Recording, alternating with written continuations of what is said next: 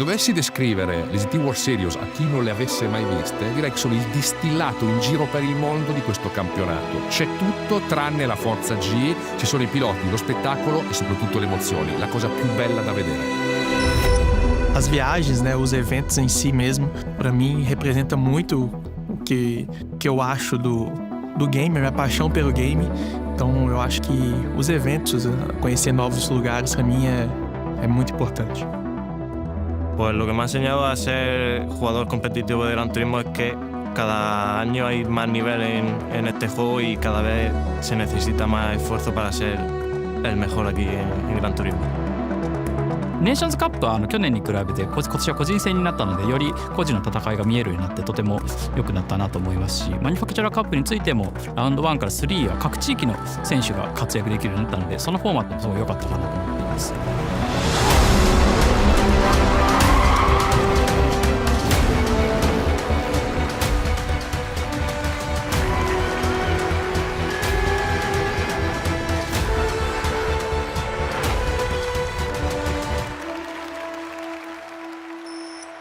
Being a competitor at these events is just truly a wonderful experience. Just being able to interact with the other drivers, having that sportsmanship, and just kind of building up to it throughout the week. It's just something that you really can't recreate in any other game. 2018年から出場しているんですけれども、今年で7年目になります。なので、はい。ちょっと、そうですね、去年はちょっとあまり経過を残せなかったので、今年は、ネーションズは4年ぶりのチャンピオン、マニアックチャールズは2年ぶりのチャンピオンというところを目指して、今まで頑張ってきました。I think one thing the fans don't see is the level of dedication they put into these events. What are they, 8 hours a day practicing to get here? And the mad thing also is that the sense of community is that they're outside of the rigs, they're all good friends, they're all giving each other tips how to go faster. But when they get in the rigs, they all hate each other. It's brilliant.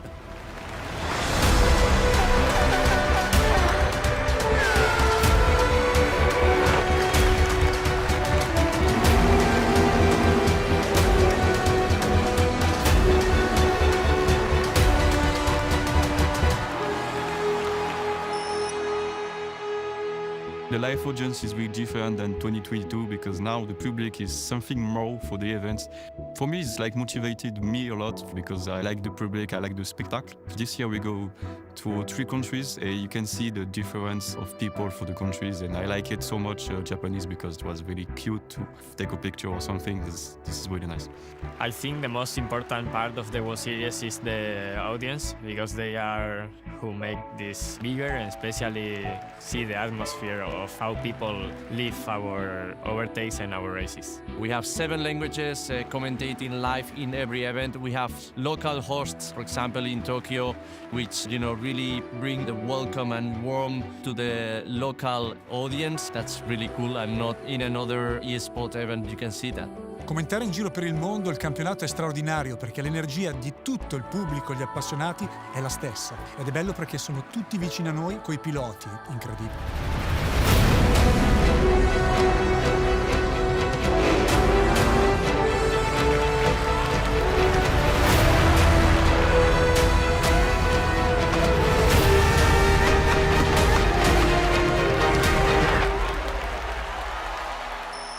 Gran Turismo is bringing the whole car culture with the motorsport into the digital world, and the Gran Turismo World Series is bringing that all around the world with all the competitors, and this is something that we really, really appreciate. We are ready to go racing for one more time this season and crown our world champions here at Spa. Honda lead the field down towards the first corner. Honda being muscled to the outside here, and Toyota and Subaru ready to take profit. That straight line speed of a Subaru proving that it doesn't even need to matter what lines on. Genesis then do go now through and into 4th position, side by side. Not much grip out there on the curve. Team BMW, they're going to win the grand final of the Manufacturers' Cup here. But across the line will come Team Lexus to win the Manufacturers' Cup by 1 point. This race is about to begin. What will happen as the 12 drivers come across the line and we go racing here in Amsterdam? Serrano leads them down towards the first corner, followed by Dumont, Miyazono, De Bruyne. I don't think Miyazono's going to have anything left in his locker. Indeed, he doesn't. And Dumont accelerates his way through. lunging his way to the inside of the Spaniard, down into the hairpin, and Miyazono goes up and through into third place. He's looking at it. Oh, he does! In the chicane, does at the inside, slows them all up though. Miyazono pulls out of the slipstream and sides his way past. Takuma Miyazono is the 2024 Nations Cup champion of the world. At Michelin, we are passionate about competition. It's a part of our DNA, and we are so proud about those 5 years spent with the Gran Turismo World Series and all the great achievements we had all together, like the tire strategy you will find never anywhere else. 今年は、ライブイベントを始めて、2年目になって、リブートして2年目になって、一つにはね、どんどんこのイベントに集まるお客さんがたくさんいらっしゃっていたこと、それが今年の大きな変化ですね。で、あとはプレイヤーのドライバーの皆さんのレベルっていうのも年々向上していて、今年はね、本当にどれもハイレベルなレースで、しかも今日のグランドファイナルがそうですけれども、もうこんなレース見られないっていうレースがね、次々と起きていく、そんな年です。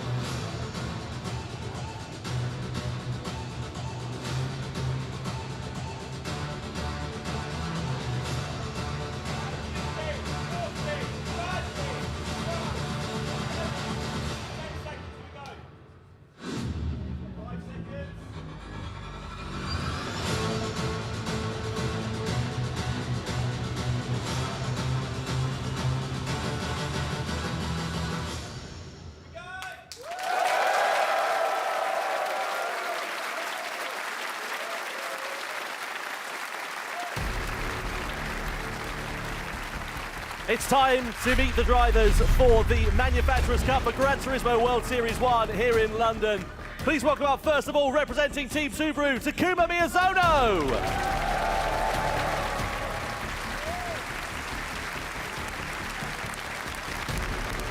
Representing Team Honda, Ryosuke Sugimura.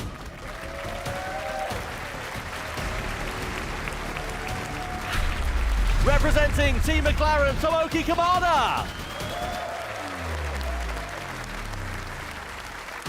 Representing Ferrari, it's Jun Hashima. Representing Mazda, Ryota Kokeman.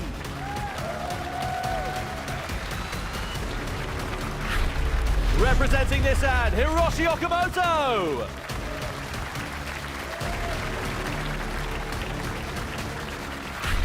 Representing Toyota, Kenta Morimoto.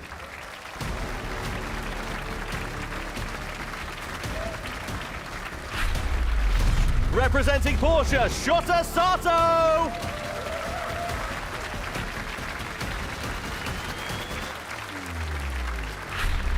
Representing the reigning world champions for Team Lexus, it's Kanata Kawakami.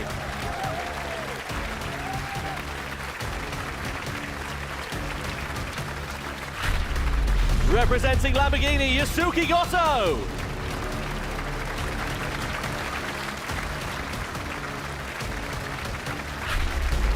Representing Mercedes-AMG, Kojiro Sasaki.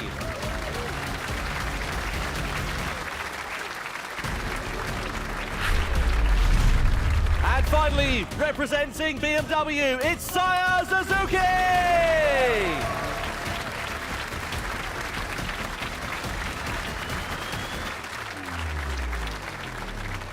Now, ladies and gentlemen, we ask you to please stand if you're able for the national anthem of our host nation, the United Kingdom.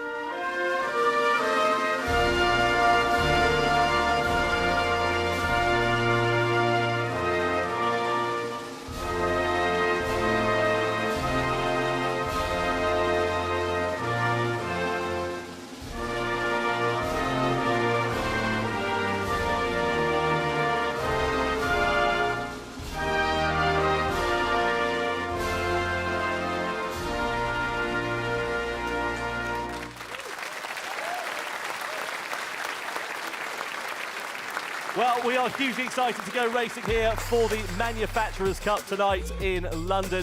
It's going to be hugely exciting to see what happens. Jimmy, of course, 12 teams, lots of new faces, though, on the grid here tonight. Yeah, a ton of new variables here for this year's Manufacturers' Cup, including, of course, new drivers, a whole new balance of performance, too, to make things very spicy for today's racing. Yeah, it certainly is. And we've also got a couple of interviews coming up for you as well. Jules is down on the stage. She's catching up with reigning Manufacturers' Cup champion driver Kanata Kawakami, as well as Paul Ura, who's representing Team Mazda. He won the Nations Cup back in 2023 and would love to take the crown here this year for Team Mazda.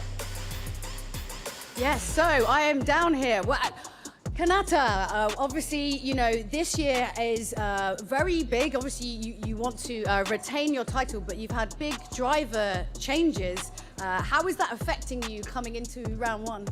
今年は結構大きな重要な年でもちろん去年に続いて今年も優勝したいわけですけど、ドライバーチェンジがかなりガラッとありましたよね。それはどういうふうな影響があると思いますか？そうですね、ドライバー、確かにヨーロッパは去年コケがいましたけど、今年はジョルジオ・マンガーノ選手がチームメイトになるということで、彼も非常にベテランですし、非常に心強いメンバーだと思ってます。なのでメンバー変わりましたけれども、今年も十分チャンピオンを狙える、メンバーで臨めるのかなと思ってます。Yeah, so, you know, of course, we changed drivers since last year. Koke is no longer with us, but we are being joined by Mangano, who is definitely a veteran driver of the series. So I still think we have a very good chance of winning. And Paul, this is the only one you haven't won yet, right? The Manufacturers Cup, is this the one that you're most excited about kind of going for this year so that you can complete the set? Yeah, I mean, yeah, as you say, it's the one that I still miss to win. And yeah, I'm excited for this year. We have a very good team, and I wish the best of luck to my teammate today, Ryota. Yeah. And what exam do you have on Tuesday next week that he's managing with this as well?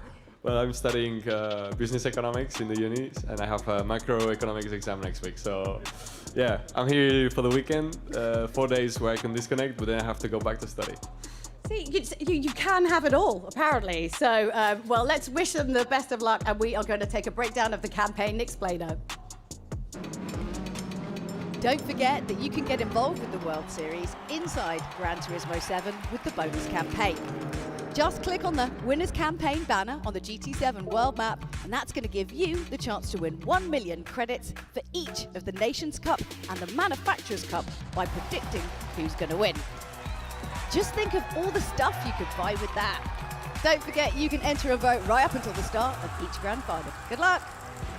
Watch the World Series broadcast through your GT7 game, and you'll unlock some special in-game rewards through the Viewers Campaign. Watching the Manufacturers Cup means you'll be gifted a car with the winning team's livery. Watch the Nations Cup live stream and you'll be gifted an Aston Martin Valkyrie with the winning country's livery.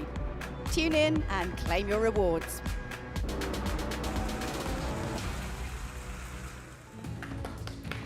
Wow, we love to share a little bit of brand new news for Gran Turismo at our Gran Turismo World Series events, and London is no exception. So why don't you take a look at this?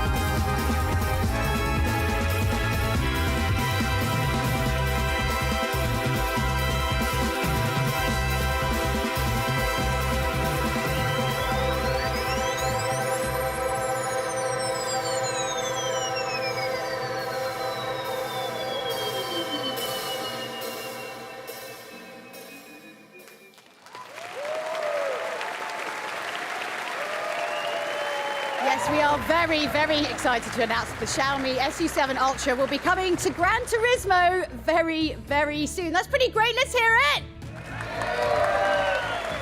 And here to tell us a little bit more about this exciting new partnership, we have the producer of the Gran Turismo franchise, which is Kazunori Yamauchi. Please give him a big round of applause. We have Head of Vehicle Dynamics and Development and Chief Test Driver, Runjo-san from Xiaomi. And we have Product Manager from Xiaomi as well, Pan Xiaowen. So welcome. Okay, so Yamauchi-san, before we get into the technical things, that looked really fun to drive. Was it really fun to drive?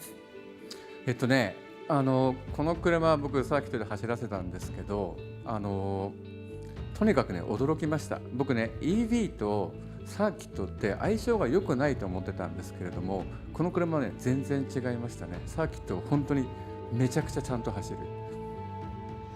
Yeah, so I got an opportunity to drive this car on track, and I was actually very surprised because, I had the impression that EVs and racing circuits don't really go together very well, but this car was fantastic on the track.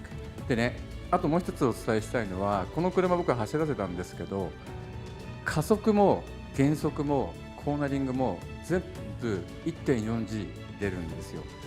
で、そういう車ってね、これまでなかったんですよね。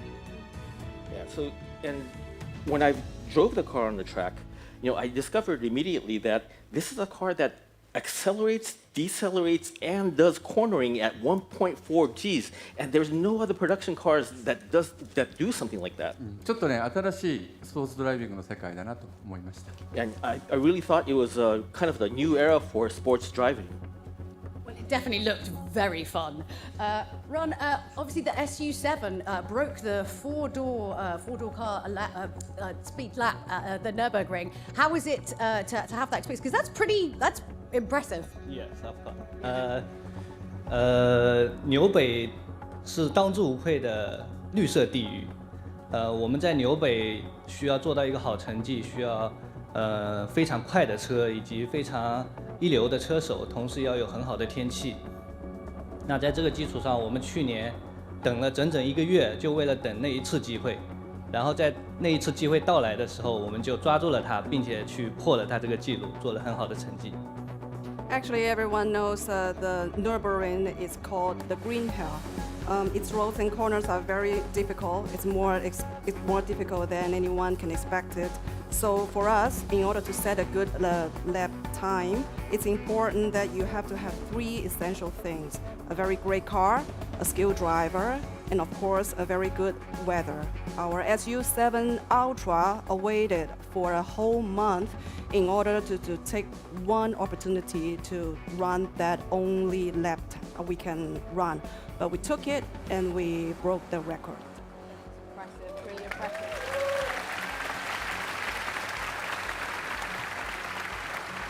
And Pard, you're not only the project manager, but also someone told me you're a very big Gran Turismo fan. Is that true? 是的，我是 GT 的粉丝，我从 GT 4就开始玩 GT， 也是我加入汽车行业的原因之一。Yes, I'm a big fan of GT. Actually, I started to play GT since GT4, and that's the reason. Actually, it's been GT which attract me to get into the automobile industry. 小米公司特别的鼓励赛车文化，我身边有非常多的同事都拥有赛车驾照。Actually, Xiaomi as a company particularly encouraged quite a lot of car culture in the company. Around my environment, a lot of colleagues, they have the racing driver license. 而且小米还在继续培养更多的内部赛车手，在2025年，我们计划在内部培养1000个拥有赛车驾照的同事。And within the company, Xiaomi is still training more new racing drivers. Actually, by 2025, we are going to have more than 1,000 racing drivers who will be trained in-house. 最后，我们希望和全球的汽车爱好者一起，共同探索驾驶高性能电车的乐趣。Finally, we really hope to explore the fun of driving high-performance electric cars with all the car fans all around the world. Yes, that's amazing. I mean, how many of you out there would like your company to help you get your racing license at the same time? Show of hands? Yeah, that would be pretty cool, huh? Obviously, this is just the start, I understand, of this amazing partnership, but I think you have one more thing that you want to share with everyone here today. あとね、もう一つありますよね。Yeah, there is one last thing. Yes, that's right. The Xiaomi Vision GT will be coming to Gran Turismo. That's very, very exciting too, and we are super excited about this partnership. Please give a big round of applause to our guests and to, of course, Yamauchi-san. We're very, very excited about the future of the partnership with Xiaomi and Gran Turismo. Right. Now you can all have a quick sit down and a rest. We're just going to have a little quick recap to get you up to speed for the Manufacturers' Cup. Ladies and gentlemen, this is what you've all been waiting for. Let's stop talking, let's start racing. We're ready to go then. 2024 Gran Turismo World Series is underway here in Montreal. Gallo pulls to the inside as he challenges for second, parks the car in the apex. This is fantastic racing. Here comes Sasaki for the move on the inside in from Mario Gallo. It'll be a drag to the line between these two. It is from Igor Fogner. He comes to the tiny line to win the Manufacturers' Cup. Welcome to round 2 of the Gran Turismo World Series. We're ready to go racing here in Prague. Might be a mistake from Medina as well. Of course, that gap is now down to only a tenth for a second. And that Tano Hense makes the mistake, gets onto the city part of the circuit, recovers it well. Coming up now towards T2 and T3, the Bouteille almost pushing Drummond to the inside, goes to Rouge. Oh, it's gone down, Fenton's gone. Fenton's gone, he's straight off onto the outside of the track. It's Medina versus Hense. It's winner takes all stakes. Medina has done it! Fantastic! Mohamed Medina wins for Ferrari. Action is about to begin. World Series 3 here in Tokyo is underway. And War Suzuki's charge for the time being, but War Suzuki have more room and more momentum on the outside. That is absolutely fantastic. And after Lexus took victory in the opening round of the Gran Turismo World Series in Montreal, they will take their second victory of the season as Kanata Kawakami wins for Lexus here in Tokyo. Ready to go racing for one more time and crown our world champion. I see Porsche knocking Honda off earlier, returning the favour. Oh, well, Benelli did not give them a Chevrolet going spinning round. Douglas Coco Lopez, he goes, lunges up the inside. Will he get stopped in time? No, straight on goes Coco Lopez, but he's got the inside for this left-hander. BMW, they're going to win the grand final of the Manufacturers' Cup here. Across the line will come Team Lexus to win the Manufacturers' Cup by 1 point.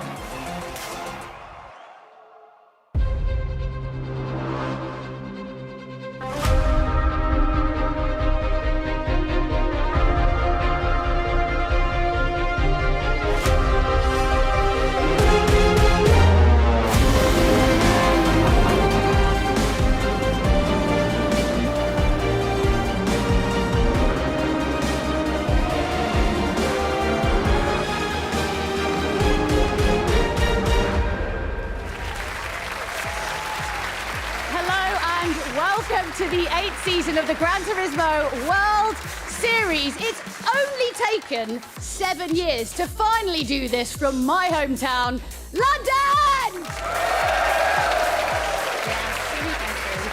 I mean, it's a city renowned for some super fun driving, obviously. It makes you not want to have a car. Right, today's going to be a lot more exciting, but maybe as stressful as driving in London traffic, as it's the Manufacturers' Cup. Now, if you missed last year, Team Lexus came out on top, but they've had a lot of driver changes. We've had one of the original OG GT drivers, Coque Lopez, hanging up his gloves. We're a little bit sad about that one. And of course, Igor Fraga has just, casually gone to like Super Formula. So there's a bit of a switch around. What's that going to mean for Team Lexus? Well, I tell you someone else who is very, very keen to know, and that is the ones who were about 1 point behind, Team BMW. So there's a lot on the line today. Let's have a cup of tea and a sit down and a biscuit and figure out how this competition's going to go down while you relax, okay?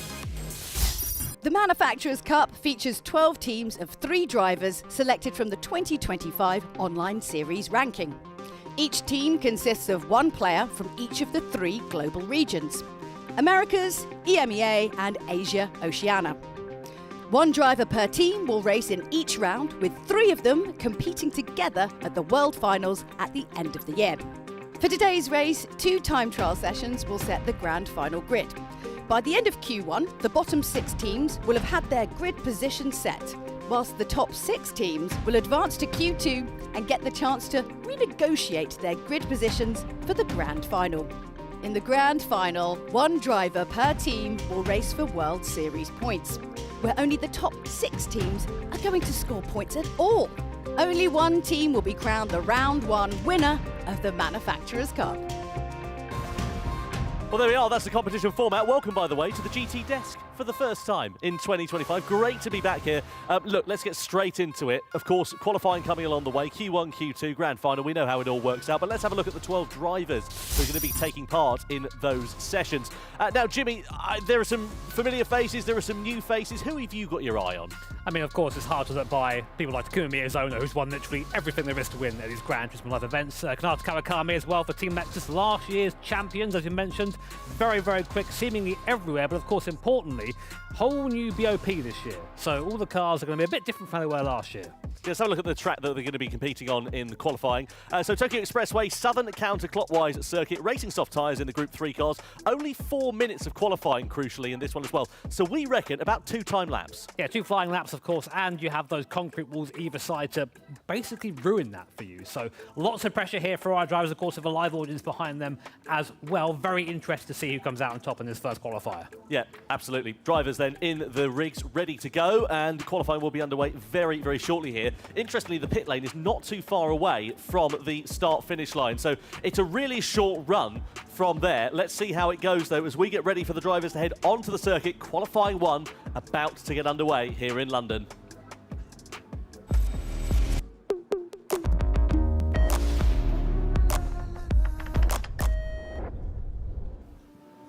So, drivers then are on circuit. Top 6 from this session will go through and into Q2. So this is going to be really important. As I said, not a lot of time between the pit lane exit and the start-finish line, which also means it's going to be pretty congested out there. Great on the straight, you can use the slipstream. In the corners and the twisty bits, though, not ideal. Yeah, it sort of presents a bit of a challenge for our drivers. Do you maybe wait up for someone and try and use the slipstream? There are some long straights here on this circuit, so being in the toe is going to be worth quite a bit of time. But of course, conversely, if you catch them in the corners, then that's over, it's done. But we'll see. Our drivers now starting their first flying laps here at Hiroshima in the 458 Italia. It's quite nice to hear this car now. You don't see it much in real life anymore, but it sounds absolutely fantastic here in GT7. Suzuki there in the BMW. Runners up last year by a single point, so we're looking to try and get off to a strong start here in 2025. Yeah, we wondered if they were going to be the first European manufacturer to claim the Manufacturers' Cup crown, but indeed, as you say, 1 point away at the end of that one. The upshot is Lexus became 2-time Manufacturers' Cup champions. What will the order look like, though, in the end of 2025? Will we see a new team becoming champion as we look at Cockerman making his way through that hairpin? It's a really tricky part of the circuit there. You come out of it and then you've got quite a tight left-handed kick not far away after, so you've got to pick your line pretty carefully. Yeah, Tom and I were having a little bit of a drive this yesterday to try and get an idea of where the circuit goes. Best of Tom out of that corner every time, without fail, big spin. Yeah, it was consistent, you know. Consistent Hey, driving. consistency makes champions, JB, that's all I'm saying. Looking at Morimoto then here in the Toyota. Now, we understand the straight line speed of this car pretty handy, so along this bit of the circuit, they're in great shape. The difficulty is, are they going to be as quick in the corners, in the medium speed parts of this track? Quite a bit of weight added to that car from what I've heard as well, so definitely not going to be quite as quick in the twisties so far. Here is Kamada. So Kamada for McLaren will be setting, I think, our first representative lap time. We'll get one more after this. Kamada, of course, kind of new to this this showdown event here, so interested to see how he's going to get on. 156.2, not bad. I don't think that's going to last for long, though. No, I think he could do better, certainly, because yeah, exactly that. A plethora of better lap times coming in, and Sato's bettered it by a second immediately in the Porsche. Lexus with Kawakami going up into second position there as well. So, see, the timing screen is going to be changing over the course of the next sort of 30 or 40 seconds or so, and this next lap will be their last flying lap. So, let's see what it's going to look like in a minute's time and who will be crucially progressing forwards. Just again to remind you, top 6 drivers go through at the end of this session into Q2. If you're 7th and down, that sets your grid order for the race, and at the moment Toyota with Morimoto behind the wheel have got a bit of work to do. They can only set the 8th quickest time.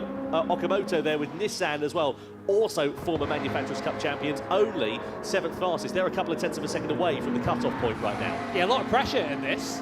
Very easy to get eliminated earlier on. As you say, only about 2 tenths between Sasaki and Okamoto. That is the difference between going into that final shot for pole position and starting from 7th to 12th. So right now Kamada is occupying that P12. As you say, first time on these events, so maybe just trying to get into the swing of things. It's very, very different doing this at a live event as opposed to in your, I guess, your comfy sitting room at home with your nice cup of tea or whatever hell you drink at home in your own in your own time. It's your business. But Sato here for Team Porsche. Porsche always have been a competitor. It's always been top 5, top 3, and no difference here today. Currently Sato occupying provisional pole position, and right now is on a better lap, it looks like, than his lap before. Yeah, let's see how Sato can do. Can they make an improvement in that time? Just 2/100ths of a second separating Sato and Suzuki in terms of the timing in this session. So checkered flag is now out at the end of Q1. So Kamada was the first driver across the line last time, and now as he comes to take the checkered flag, is it going to be an improvement for Kamada and for McLaren? They come to break the beam. Can they move up the order? They can, but it's only 7th fastest. They're still nearly 0.2 of a second away. Goto improves, again doesn't make it through to the top 6. So let's see what Lexus can do as they go up and improve into 3rd place. That just secures them a bit more in the Q2 session, as Tsushima not able to make an improvement there either. Only 2,000ths between Suzuki and Kawakami for 2nd and 3rd. Here comes Tsuchimura in the Honda, does not go faster. Nevo does Kokuben for P5. Can Miyazono make any inroads? Doesn't need to though, he's already through past the elimination phase. Team Toyota, previous champions, what can they do? Up into 4th place there, so a great second lap there from Morimoto. Can Okamoto go any faster for Team Nissan? No, he can't. P10 for Nissan. So that knocks out Sasaki at the end of that qualifying session there, with the late improvement for Morimoto in the Toyota. So Mercedes-AMG will be pretty disappointed with the end of that one. It's interesting actually, because a lot of drivers set their fastest lap time in that session on their first flying lap. So I wonder whether the tyres were in the right window and they got too hot effectively on that second flying lap. A definite possibility here, but of course now for the top 6 drivers, it's time to reset and do it again. It's qualifying under this pressure is already fairly difficult, but doing it twice in a row is, I guess, what makes our champions. So qualifying 2 now, just getting set up down below. Who will take pole position going into the grand final? Well, we'll find out very shortly. And don't forget about that QR code on the bottom right-hand corner of your screen. Tell us how you think it's going to go down here in terms of the GT World Series. And crucially as well, who your driver of the day is as well at the end of this one. We'll be voting for that one. Let's take a look, though, at some highlights from that Q1 session. Of course, 2 flying laps for the drivers. It was McLaren and Kamada who set the first representative lap times, but there were big improvements as the lap times continued to count down. And as I said earlier on, the big lap times came at the start of that Q1 session. So keep an eye out and see whether the form book is the same for Q2. The only real big improvement was Toyota and Morimoto. They managed to get themselves up into 4th position at the end of that one and knocked out Mercedes-AMG right at the end. Yeah, fairly convincing as well. A couple of attempts there between 6th and 7th place. So those going through into Q2, Porsche for Sato, Suzuki for BMW, Kawakami for Lexus, Morimoto, Toyota, Miyazono, Subaru and Kokuben for Mazda, which is AMG, Lamborghini, McLaren, Nissan, Honda and Ferrari, going no further in this qualifying session. Yeah, and just to remind you, in the Manufacturers' Cup as well, of course, we've got the drivers from the Asia-Oceania region here this weekend. For World Series 2, we've got the drivers from the EMEA region, and then so on and so forth. So we've got different drivers over the course of the different GT World Series events, which is going to be really exciting to see how it all works out. Now, we're getting the drivers ready for Q2 in a few moments' time, but have a look at this. Some really exciting stuff coming along the way from Fanatec. See what you think of this one. Put your eyes on this. The latest CSL Elite Porsche Vision GT wheel from Fanatec. Fanatec have made this based off of the wheel from the Porsche Vision Gran Turismo concept car that you can drive in GT7. As you can imagine, it is an engineering marvel. It has a cast aluminium core built for serious force feedback, plus custom magnetic shifters that keep that stunning cutout spoke design. Jose Serrano, who drives for Porsche in the Manufacturers' Cup, tried it earlier and was pretty impressed. So, a new Porsche Fanatec wheel coming along the way very shortly. Very exciting stuff. Now, the drivers then are getting themselves ready to go for this Q2 session. Jimmy, of course, everybody was out in Q1. Not everybody's out in Q2. How is this going to work? What can the drivers take from the Q1 session? What can they have learned, and how can they apply that in Q2? I mean, you can almost treat it like it's a little bit of practice, just very high pressure practice. I mean, you're going to know who's fast, so you're going to know sort of what the time is to beat here. You can't just sort of cruise through that first qualifying session. You do have to push hard. So everyone's going to know whereabouts they need to be. But I think now it's just trying to reset, try to take a deep breath and get back out there and do the job again. Yeah, another 4-minute session for the drivers coming up as they head out onto the circuit. There's a bit of disappointment for some. There's delight, though, for 6 of the other drivers, and we wait to see how those positions will be occupied on the grid. Will we see continual improvements once again from Porsche? Will they be able to take pole position here in London? We'll wait to find out.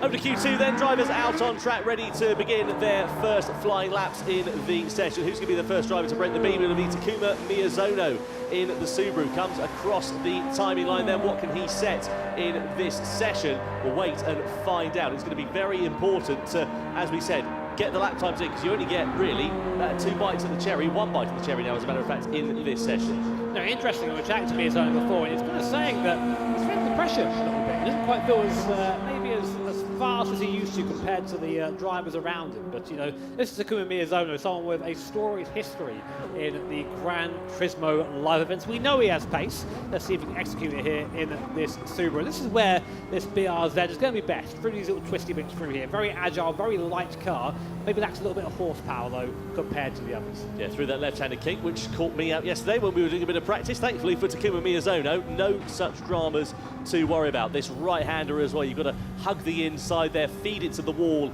on the outside, and then you're basically on the loud pedal all the way until you get to the next hairpin bend through this series of sweeping, fast left and right-handed kicks. Look at the elevation there in the circuit as well. It really does give you a lot of camber on the inside of some of these corners. It rises, it peaks, it troughs. It is a proper challenge for these drivers. Yeah, super important part of this lap now is the breaking into this hairpin.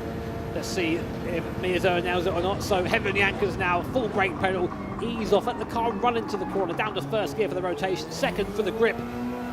Nice and neat and tight. There's a small bit of wheel spin there on exit, but I think it's about as good as you're going to get it there. So checkered flag is now out. 1 flying lap and done for the drivers then here. And we're in the final sector for Takuma Miyazono. No slipstream for him here in this one. And is that going to compromise their lap time? Will it hurt them overall? We'll wait and see what it looks like through these, again, final sweeping corners. Nice and neat and tidy. Just 1 firm movement of the steering wheel there for Takuma Miyazono as he now aims to break the beam and set the first representative lap time then here in Q2. What does it look like for Team Subaru? They come to take the line. It's a 1:55.3. That's not bad. It's not the quickest time that we've seen so far, though. Let's see what Toyota can do with Morimoto across the start-finish line. Slower, though. 5/10 slower, almost. Kawakami looking very quick for Team Lexus. Can he go into provisional pole? No, he can't. A bit slower there for that last sector. Here comes Suzuki for Team BMW into provisional pole, 55.1. Can Sato improve? No, he can't. P3. So they were provisional pole in Q1. They're only 3rd best here. What about Kokkerman then? And he is 6th quickest then. So they really lost time in that lap. The upshot is Saya Suzuki and Team BMW, the runners-up from the Manufacturers' Cup in 2024, that occupy pole position here ahead of the grand final for the Manufacturers' Cup. Really exciting stuff there, and a very commanding lap time, actually. They had a good advantage over the rest of the field. Yeah, that is the fastest lap of all qualifying. So you can definitely say that the fastest car is in the right spot on the grid there. Yeah, absolutely. Looking forward to seeing how it's all going to go down then here in terms of the race, which will be coming along the way in a few moments' time. So for those drivers who have qualified quite far down the order, Jimmy, obviously they've got a bit of work to do in the opening stages of this race. But is it a disaster? I mean, there's a lot of opportunities to slipstream here. You know, we always say when racing at Nürburgring, you can definitely win the race at T1, just lunge everyone, it's fine. Don't do that, it's not going to go well for you. But there are, seriously, a couple of quite heavy braking zones here, down towards the bottom of the course, of course, the corner just before the pit lane.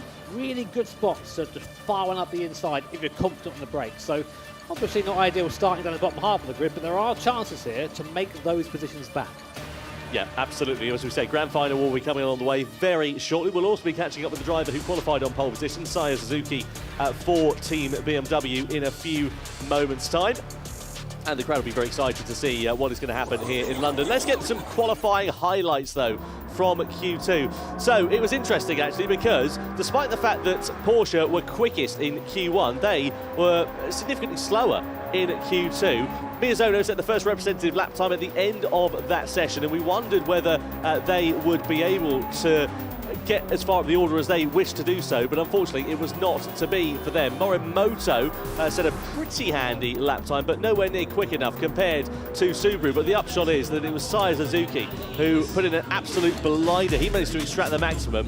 Here is the starting grid then at the end of Q1 and Q2. So this is how the grid will line up for the grand final. It'll be Saya Suzuki and BMW on pole position. Miyazono joins them on the front row for Subaru, Sato for Porsche and Kawakami for Lexus on row 2. Then alongside on row 3 you've got Toyota and Mazda. Further down the order, Sasaki, Goto, Yamamoto, as well as Okamoto, Sugimura and Hashima. So that is your grid then for the grand final. Let's catch up with our pole sitter, Saya Suzuki for Team BMW.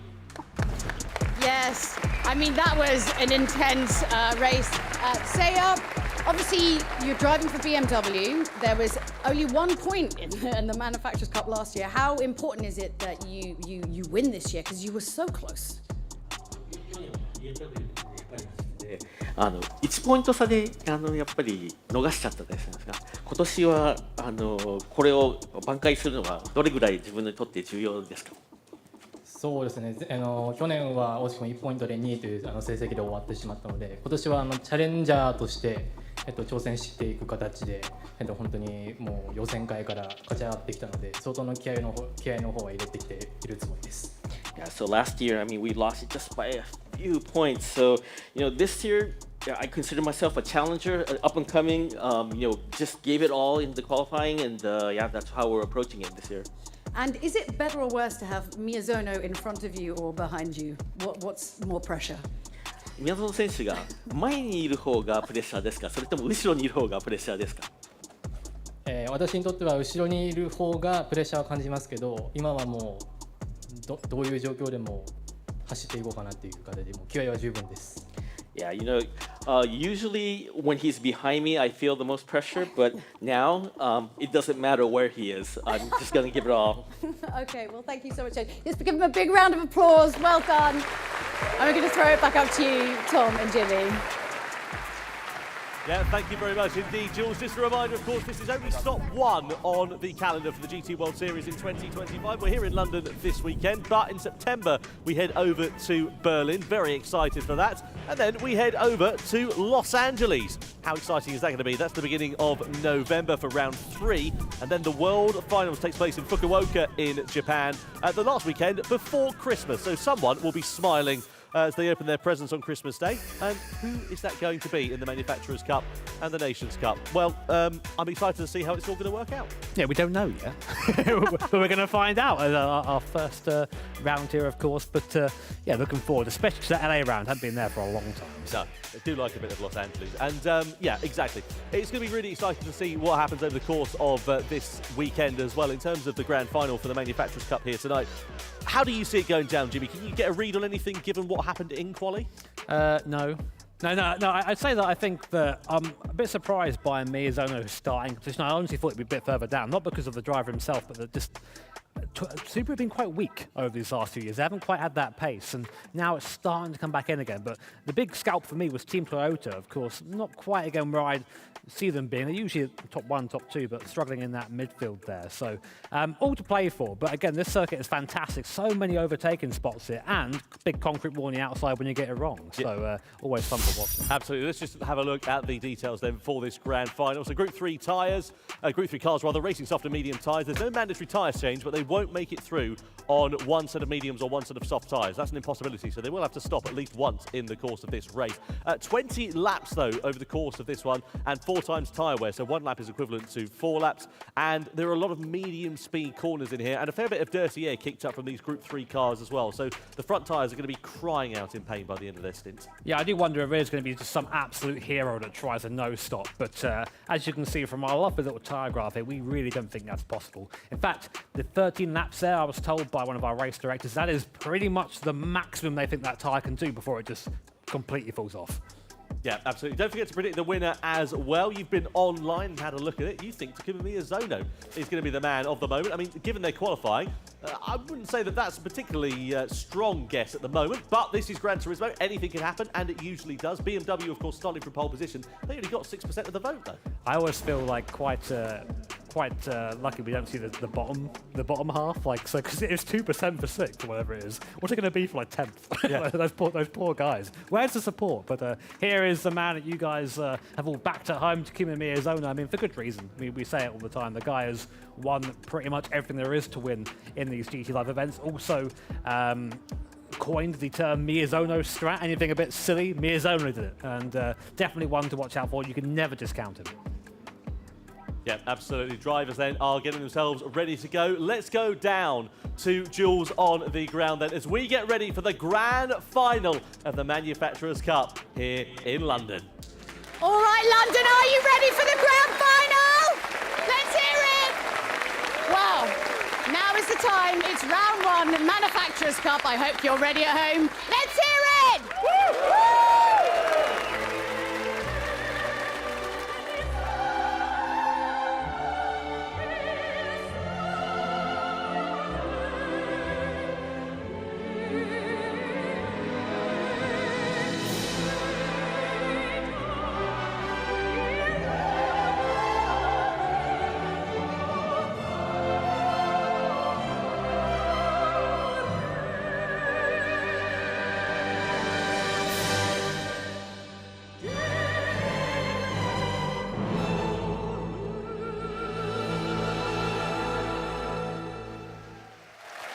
20 laps, 12 manufacturers, 12 drivers, but only one will be crowned the winner here in London. It is World Series 1 of 2025. Let's run you through the grid and how they're going to be lining up ahead of the grand final here at the Tokyo Expressway.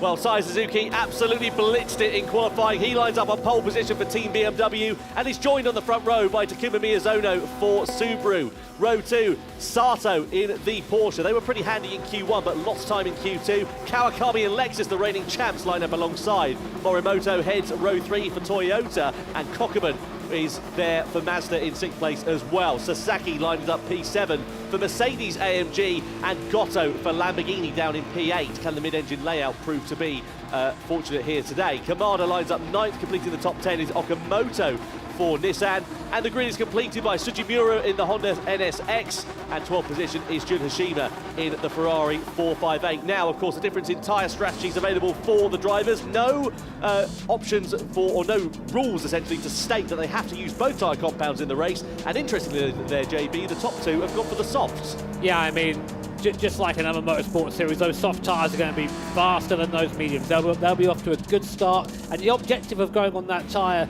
early is to try and build a gap, try and get into clean air and use the rubber to its best possible use. Of course, championship points are available down to 6th position, so everyone vying over those top 6 places. But watch out for Suzuki, watch out for Miyazono. They'll be fast starting, and after that, it's going to be a bit of a Royal Rumble, I think.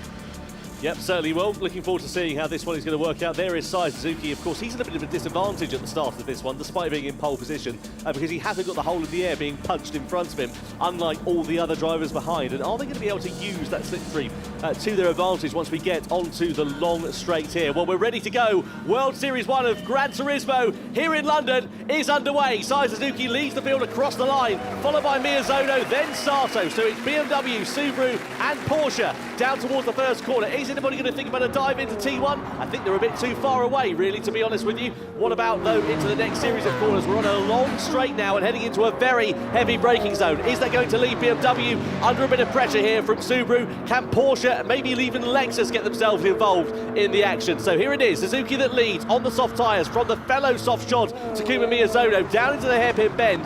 No moves at the sharp end of this field, but the rear of them looking pretty close actually into there. Yeah, everyone actually following line of stern through there. So Suzuki and Miyazono lead the pack. Look with the gap already between Miyazono and Sato in that Porsche behind, making use of that soft tyre for now. But as you say, Tom, a lot of medium speed corners here, and there is the dirty air that is thrown up by these Group 3 machines. So it's about being a little bit more, maybe a bit more careful in the corner than you'd like to be. Now Miyazono kind of hanging on for dear life here on the back of Suzuki in that BMW, using the toe to his best possible use, and he might be close enough for a go into the hairpin at the bottom here, but does he want to leave? That is the question. So on board now with Miyazono for this long twisted section, completely flat out in his Group 3 cars, and now we go towards the hairpin. Suzuki goes defensive in the BMW. Miyazono maybe looks to the inside. No, he stays there for now, and the positions remained unchanged at the front. It's interesting there how the difference in line sort of converged back up, because of course the track bottlenecks up. Sato having a big wiggle out of the hairpin bend. That might leave them under a bit of pressure here from Lexus and Kawakami. It's not a particularly long run into sort of the next big braking zone. Well, actually, as a matter of fact, it sort of flicks right and then left. So you're going through these medium speed corners. The problem that you've got, though, in these medium speed corners where you're stuck in the wheel tracks of a driver in front is, of course, you've got dirty air going through there. You're going to be punishing those front tyres a little bit more. So the converse for Miyazono is that, of course, he has got the slipstream, which is great, but in the corners he's going to be really ruining those fronts. Yeah, Sato just hit the wall there on the exit and it slowed him right down. Here comes Kawakami in the Lexus. The reigning champions up into third position here. It just shows you how easy it is to make a very small mistake. You touch that wall, you lose so much speed there. But of course, the closer you get to it, the wider the corner is, the more speed you can carry. That is pretty much the gambit of the racing driver. Here is Kawakami, and now he's in a defensive position going down to this hairpin at the bottom. Sato looking to the inside, looking to retake that P3. He's there, he's alongside, already back up into third place goes Sato, so he has no interest in staying behind Team Lexus. But of course, these guys doing that, they're going to be squabbling a little bit. That's going to give more of a space in front to Suzuki and Miyazono. They're going to love that. They're going to look in their rearview mirror and going, cool, great, keep fighting, boys. Keep going, we'll just put away in front. Change of positions further down as well. Okamoto and Goto have just exchanged 8th position to the advantage of the Nissan driver. So they're up then into P8. Let's see whether they can make any further forward progress. Interestingly, the top shop runners have pulled out a gap of about 2 seconds, so they're now out of that slipstreaming range here in this part of the race, which is great news there for them. But what about Ryota Kokuman here in the Mazda? He's going to pull alongside the Lexus, coming down the straight in towards the big braking zone. So it's now Mazda versus Lexus, and it's Mazda with the advantage with the inside line, and Toyota and Morimoto are going to try and join the party. There's a bit of hip and shoulder, a bit of contact into the hairpin. That's going to send Sasaki wide and drop them down about 3 or 4 places as a result of that as well. So it's now starting to get a bit fast and a bit frantic with these medium shot runners, as we still sit side by side now here between Morimoto and Kokuman for 4th place. It's Kawakami there in that Lexus, and it will get a little bit rowdy now, Tom, as you say. There is running really one line through these corners here due to the cambers on the circuit. So as soon as you start going 2 by 2, you just end up having usually inevitable contact. We're on board now with Hiroshi Okamoto for Nissan. Great seat here of the fight ahead of us. Lamborghini in front in P7, almost pushing that thing along in our glorious turbo brick as we go down to T1 one more time. Really fast left-handers when you want to use all the roads here. Watch out for that barrier on the right-hand side. I think maybe a little bit of contact with the wall there from Morimoto, but still able to hold the position for now as we come down to the hairpin for the 3rd time. So Kokuman then in the wheel tracks here of the Toyota. In the background there, you've got Mazda looking like they're trying to put a bit of pressure, but also behind as well, you've got Goto versus Okamoto part 3. Now Okamoto gets the better of the Lamborghini driver through into that hairpin once more. The gap at the front still continues to build. They're just running their own race here at the moment and have pulled out an advantage of about 2.5 seconds or so over Sato on the medium compound of tyres. Let's have another look at what happened then down into the hairpin bend. This is what cost AMG some track position. They're going to get biffed here, I think, by Okamoto first of all, and Goto there was on his inside as well. So that just lost them 2 places and possibly a 3rd. Just able to get the better of them on the exit of the corner. These guys watching the Spanish Grand Prix, by any chance? It's good effort, good move, strong move. But meanwhile, at the front of the grid, Miyazono had actually pulled back on to the rear spoiler of Suzuki in front. So there is pace there in that BRZ. I was giving it grief here at the start of the show, but actually he's looking pretty quick, and he's just doing what he needs to do, just holding on to that slipstream, just sitting there. And what sort of trivia is that? Listen to the song "Philosophy" by Alexandros, right?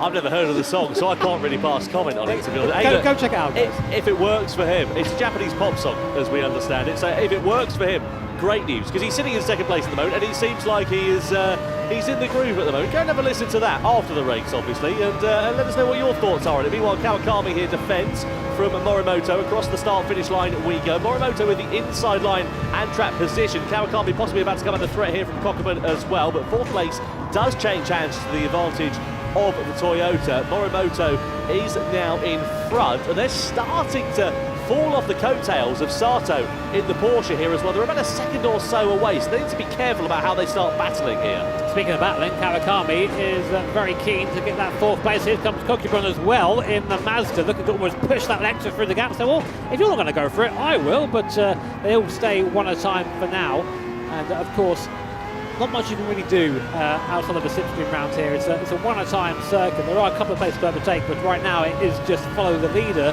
And with 4 laps in, the soft tyres seemingly still have the pace advantage over the mediums, but that will switch as the race goes on. So right now, if you're Suzuki, if you're Miyazono in front, we're trying to build that gap. We're trying to make the gap as big as possible, so to prepare for that inevitable tyre fall-off. The medium runners, though, we think they can go upwards of 13 laps before switching to that soft tyre. So it's about making this tyre last, but also by keep pressuring those soft runners, because that tyre will burn out quickly. Well, you wonder what the soft tyre runners are going to do of Suzuki and Miyazono. Are they going to go for that two-soft strategy here in this race as Kokkoman looks to the inside of Kawakami? And hits Morimoto there as well. There's more contact behind with Kawakami, then subsequently getting into the back of Kokkoman. That's allowed the door to be open for Okamoto in the Nissan, who now drags alongside the Lexus, and ready to join into the party is Yusuke Goto in the Lamborghini coming through into the right-hander here as well. So it all got a bit frantic there for just a few moments. The upshot is that it's cost Lexus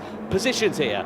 How tight this racing is. You've got P4 all the way down to, well, last, and they're just separated by about 2 seconds, all of them there on a similar piece of tarmac. Kawakami has lost a few places now, down 2 places from his qualifying place, but conversely behind him, Okamoto up 3 in the Nissan. He's the biggest mover so far, so watch out for him. He is on a charge.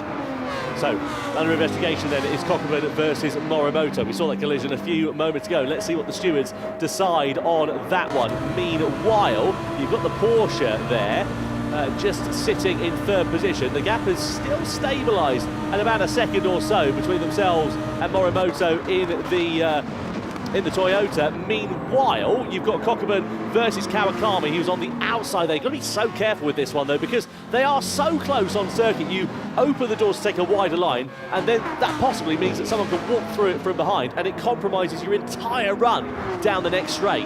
Yeah, it's, you have to be careful here. So, interestingly, look at the tyre wear there on those front tyres of Suzuki compared to Miyazono. You'd kind of think maybe that Miyazono would be worse given he's sitting in that dirty air, but I think that car is just a bit lighter, and the weight of the BMW really showing there on those front tyres. So that could be the difference. Going up and down the field, though, I think the best in the tyres so far is Kawakami in 6th place, but doesn't mean much if you're stuck there.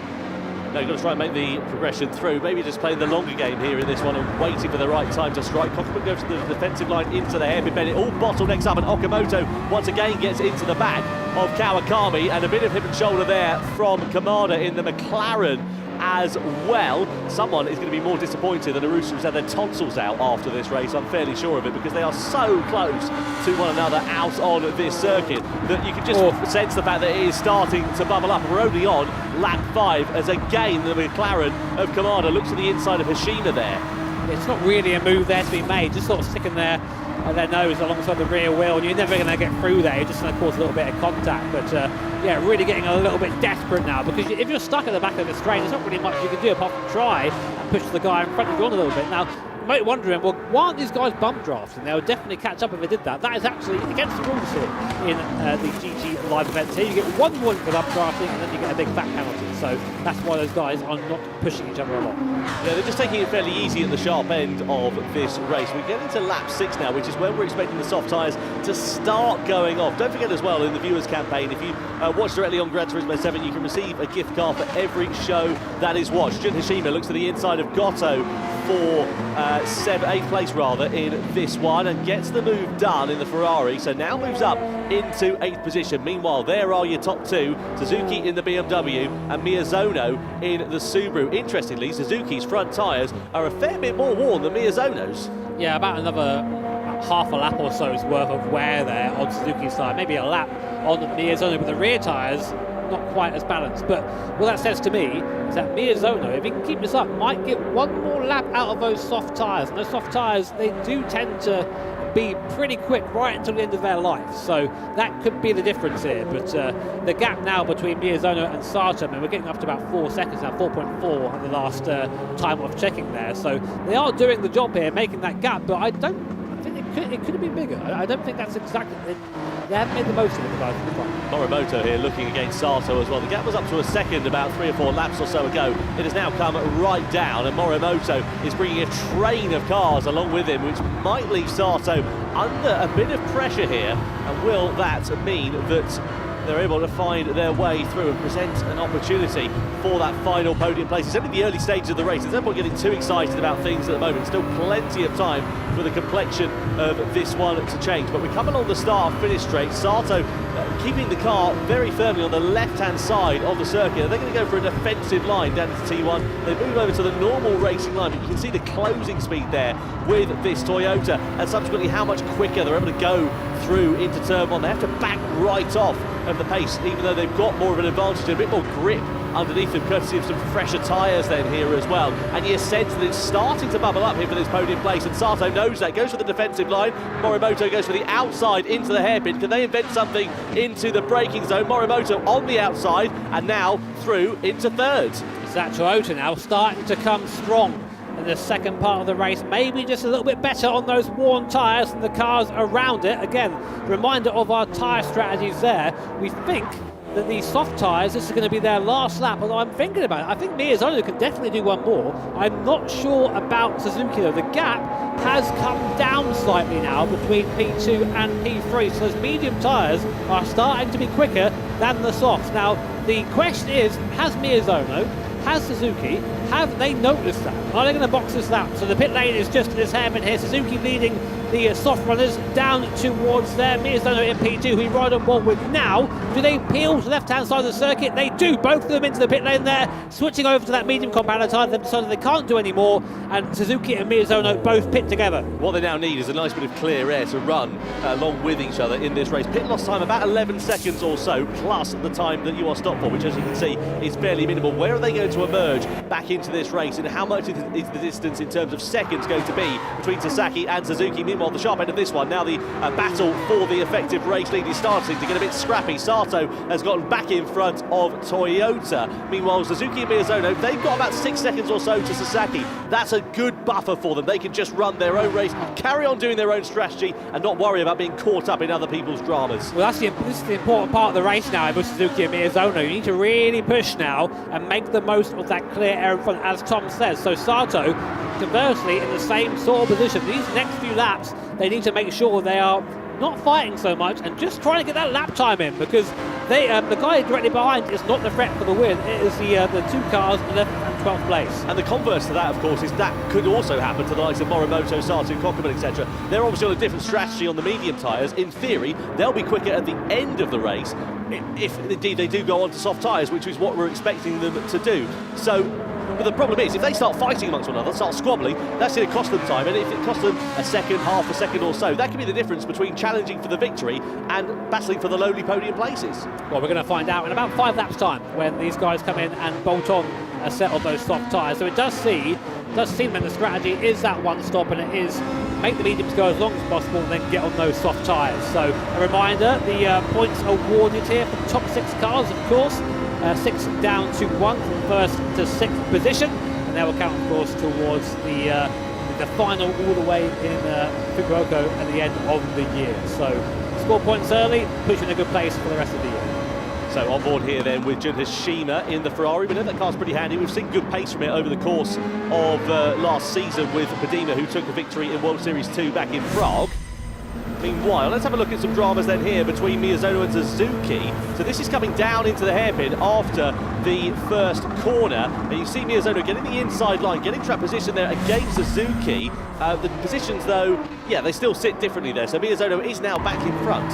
So interesting. That's Miyazono basically making a move for the lead of this race. He's decided he doesn't want to sit behind Suzuki anymore. He wants to push hard on this medium compounder tyre. He's already made a gap of about half a second there. So maybe we're going to now see the real pace of Miyazono in that Subaru. Well, what was the good thing about Miyazono's car in that first strategy? The tyres. It went, you know, what, 4 or 5% higher than Suzuki's. And he was in dirty air over the course of that first stint, so maybe he now wants to run in clear air, save those tyres even more, and maybe the fact that that car is being pretty kind to the rubber that's on the bottom of it will prove to be a benefit for them later on in the race. Meanwhile, we look at the battle for the race leaders it sits for now. Morimoto still defends. Sato's looking for the inside line. Kokeman's getting involved as well as Kawakami. Kawakami's on the inside then for third position against Kokeman. Sato there looking to pick the pocket of the Toyota as well, but nothing doing. So Kawakami was the only beneficiary despite a lot of action kicking off into there. Now what's interesting, behind this, it's only a 4.5 second gap until we have Miyazono and Suzuki. They're not too far behind this little train, so really showing the pace of that new medium tyre compared to the old right now as Morimoto leads into the tunnel from Sato from Kawakami, the snake of cars echoing through the tunnel here in the Tokyo Expressway, coming down to the hairpin one last time. 9 laps down, 20 to go. Morimoto will he try and defend into this hairpin, and will he just let Sato have it? These guys need to maybe start working a bit more intelligently together if they want any hope of taking the win here today. Kawakami, big lunge around the outside. Is he going into the pits? Yeah, he's got to. He can't overshoot it that much. Say, what a move if he's making that work. Yeah, straight to the pits then for Kawakami. Now, interestingly, where's he going to go in terms of strategy? Medium tyres, about a second or so slower, and he's gone for another medium set of tyres. So he's going for the medium strategy then, presumably for the end of this. I'm hoping that the longevity of that compound of tyre will prove to pay dividends later on in the race. And what's the thing you need in pit lane? After pit lane, you need clear air. So he needs to come out without any dramas. No traffic behind him is the crucial thing there for Kanata Kawakami as he emerges back into this race. He's about 5 seconds or so off the back of Suzuki. Again, works out quite nicely for them here, and he'll have decent enough rubber to the end of this one. Just have to wonder if that's the play or not. Like, it's a tricky one because we know how fast that soft tyre is, but we're seeing the tyre life here on our screens, and a lot of the guys are struggling. And if they want to make that soft tyre work, which is about 7 laps maximum on that, Sato, for example, who has pretty much no rear tyres left compared to the guys around him, needs to make those tyres last another 3 laps. Well, just to give you an idea of the difference in pace between worn mediums and new mediums. New mediums for Miyazono and Suzuki, they're in the sort of mid 1 minute 57s. The drivers that are all on the medium tyres that haven't pitted yet, the sharp end of this race that you're looking at, they're all sort of in the early to mid 1 minute 58, so they're about 8-9 tenths of a second slower at this point. Maybe Kawakami saw this. He thought, okay, right, I can see that I'm stuck in this train. I can't do anything else. If I pick the softs of everybody else, I'm going to still be stuck in this train. I might as well try something different. And he ended up boxing for those medium tyres, and we'll just keep an eye on that because we'll see if anyone else blinks. Now will be the time to do it at the end of this lap, coming again for that medium set. Will Kawakami get an undercut? We will see. Morimoto still leading this train of the non-stoppers so far in Team Toyota. That car still strong here in 2025. Sato's the one you need to worry about because he's got lower tyres compared to everybody else around him. Kokeman, incidentally, in the Mazda, looking pretty handy there with 45%. Now Sato's into the pits in the Porsche at the end of lap 10 then. So how is this going to work out? What's the gap going to be relative to Kanata Kawakami? Sasaki and Sugimura also following him into the pit lane there as well. Look at the gap. There's Miyazono, there's Kawakami, and they just swan off into the lead. Massively for those guys. They have played the right thing for now. Kawakami there just about getting by Sato, so he pitted 1 lap earlier. Tyres are fired up, already up in temperature, and by Sato he goes. So maybe that was the right call there for Kawakami. Well, the undercuts work. The problem is now that he, of course, has worn his tyres a little bit more because he's done 1 more lap. So will they come to bite him in the backside in the closing stage of the race? He's, enjoying the fruits of his labour as it sits for now, but let's see what it looks like in 8.5 laps time. Meanwhile, the sharp end of this one, the top 6 drivers have not yet pitted. That's Toyota with Morimoto, Kokeman with Mazda, Okamoto with Nissan, Hashima with Ferrari, Gotto with the Lamborghini, Kamada with the McLaren, and Miyazono, of course, is the first of the drivers that has now pitted. So 6 drivers yet to box. Will they come in at the end of this lap? Let's wait and see. We will, as these guys still squabbling, although they have calmed down somewhat now. I think they understand that they do need to just push and try and lose as little time as possible. Let's look at the background. You see there in the background Kawakami and Sato, but here is Suzuki and Miyazono, both looking very quick right now, and importantly, only 4.8 seconds now behind Kamada in the McLaren, who's yet to stop. So these guys are going to jump everyone when they box, but they are going to be on that older tyre at the end. But track position is important around here. That's the problem, isn't it? You've got to find that balance between using track position and also wearing your tyres out. They've got a 5-second buffer over Kawakami, which is, great for them right now, but is it going to leave them vulnerable at the end of the race? Let's wait and see what happens, though, as we come down in towards the pit area. Does anybody dive into the pits? Morimoto there on the outside as Cockerman goes over to take the lead. We know that Mazda has been pretty kind on its tyres so far in this race, and they still sit side by side on the exit of the corner. So the RX Group 3 car then now moves ahead of the Toyota Gazoo Racing GT concept. So it's Mazda who hit the front for the first time in 2025 now. There they are. Cooperman, of course, a bit of a veteran from these series. There you go, started playing GP when he was 3 years old. This is why he's so much better than I am. 3 years old, I was still trying to play the PlayStation, and my sister was putting the controller underneath so that I wasn't getting in the way of her playing the PlayStation. Oh, giving you the unplugged controller. That's classic. That was it. I know. I do that now. I do that music still now. You wait till Guy gets a bit older, mate. He's going to love that one. So Cockerman it is that leads at the start of lap 12. Then Morimoto in second. You can see these drivers have now started to pick up the pace. It's interesting, actually, because they were in the mid 1 minute 58s at once upon a time when they were squabbling amongst one another. They've now picked up the pace to sort of the low 1 minute 58s, some even in the higher 1:57. Cockerman was a 57.6 last time around, which was pretty handy. Not quite as quick as we've seen from some of the medium top runners who are on fresher tyres at this stage, but given the fact that they're 12 laps old, that's not bad at all. Yeah, of course. I mean, you can see, though, the gap between Kamada and Suzuki.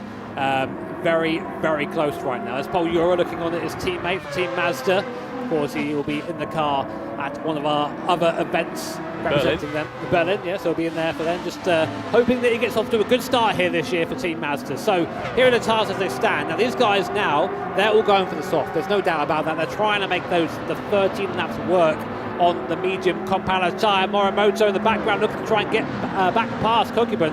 Kind of working together there, giving each other the slingshot without bump drafting and just putting themselves along a bit quicker than the rest of the group. Now we're coming towards the end of what we thought was going to be a useful window, and indeed the top two are coming in at the end of lap 12 then, and they're also being followed in by another driver as well. So Gotto is into the box there. So now it's only 3 drivers that are yet to pit in this race. So a lap earlier than we're expecting the ultimate race distance to be, but it's interesting there, the drivers that started on the medium tyres now going onto the soft compound. So the real outlier here is Kawakami, who of course went medium in this race. Is that going to prove to be to his benefit later on when those soft tyres are, I imagine, going to be pretty clapped out? Yes, as well, I didn't notice that Suzuki did get back by Miyazono at some point, so yeah, 56.6 on the last lap. These guys are flying at the moment. You can see there are Suzuki and Miyazono in relation to those who have not stopped yet. So using that fresher medium tyre, they've been able to catch back up onto the pack in front of them, but now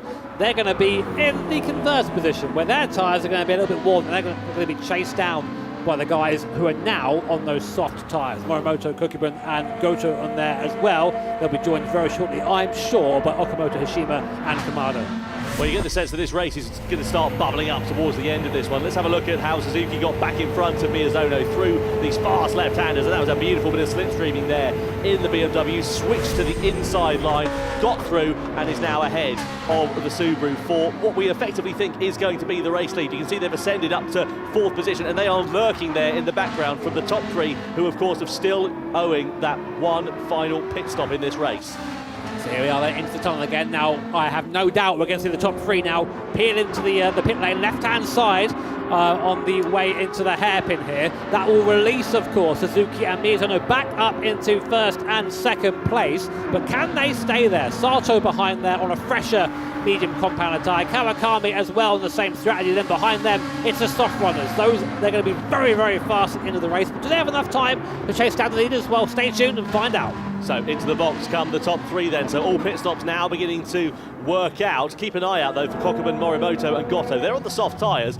We reckon they could go about 8 or 9 laps or so in this one. So are they going to be able to be a threat and close down on the medium shop runners in the end of this race? They're only about 2 seconds off the back of the likes of Sato and Kawakami, who've gone medium in terms of the tyre strategy, so they might be able to challenge for the podium. The overall race win though is a further 5 seconds up the road from that one, so I think it's going to be a bit of a tall order, but if these two start squabbling and indeed maybe they come to blows, then the door is wide open. Yeah, I mean, Kawakami's tyres aren't even that much fresher. I mean, it's a couple of laps of Miyazono and Suzuki, so I think that might not have been the play there for Team Lexus. I mean, we'll see how it goes. We've still got a few laps left of this one with the strategies yet to unfold. So here's Goto now with Morimoto. These guys just boxed for those soft tyres, so they're going to be fast now. I think realistically for their minimum lap time, 56s. They need to be in those 56s if they have any hope now of catching the cars in front, which means working together and not trying to lunge each other every corner. But if you go to right now in the Lamborghini and you think, oh, maybe I'm a bit quicker, how do you resist that? So Kenta Morimoto then behind the wheel of the Toyota, coming under pressure here from the Lamborghini into the hairpin we go. It's an interesting corner that, because it's sort of 2 corners in one effectively. You've got to really time your line quite nicely because it's a fast jink to the left following this one. You sort of have to get out of the throttle and then back on it. Lining astern are these top three in this sort of soft shod battle at the moment. And are they going to start working together? Because the problem is if they start squabbling and then destroying their tyres amongst one another, then that's going to compromise their race, possibly cost them an opportunity of the podium, maybe even the overall victory, depending on how this one plays out. Yep, still need to wait and see how that's going to happen. We're watching Kokubun here. 55.9 was his last lap, so that is the fastest lap of the race. Kokubun and Team Mazda are on a charge now. In front is Sato, who opted for the double medium strategy.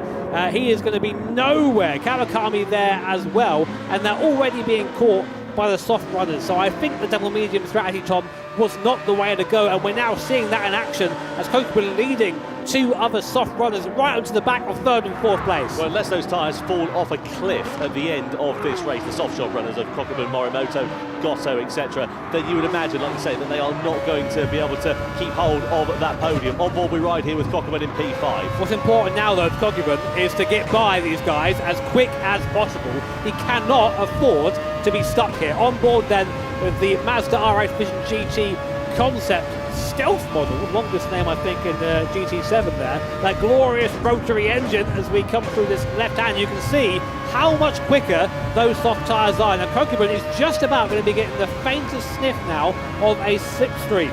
That will make him a bit quicker down the straight. Will he get him close enough though for a move down to the bottom? I don't think so, but I think it's only a matter of time before we see Kokubun making the move from Kawakami and Sato. Yeah, what Kokubun would really benefit from here, as well as Morimoto and Goto behind, is those 2 in front to start squabbling amongst one another. You can see Sato a little bit wide going through that hairpin there as he eases onto the throttle here. Does Kokubun sort of takes a couple of stabs at it as he tries to get optimum traction on the exit of this one, and as you said, he needs to get his way past. Morimoto and Goto likewise there as well. So if you're Kawakami and if you're Sato, it's sort of squeaky bum time really here at the moment, because you know that you're going to be coming under pressure. The sharp end of this race, what Kokubun would really benefit from is if Suzuki and Miyazono start getting involved in their own squabble here as we look back for this battle for 3rd place. This is going to be it. This is going to be decisive here for Kokubun. Will he go for a move down to the hairpin? He needs to. He's got the toe. He's got Morimoto and Goto behind him as well, all looking to try and make the move. Sato goes defensive to the inside. It's now too wide. Where will Kokubun go? Nowhere to go there. So Sato blocking the inside there. Kawakami also on the outside.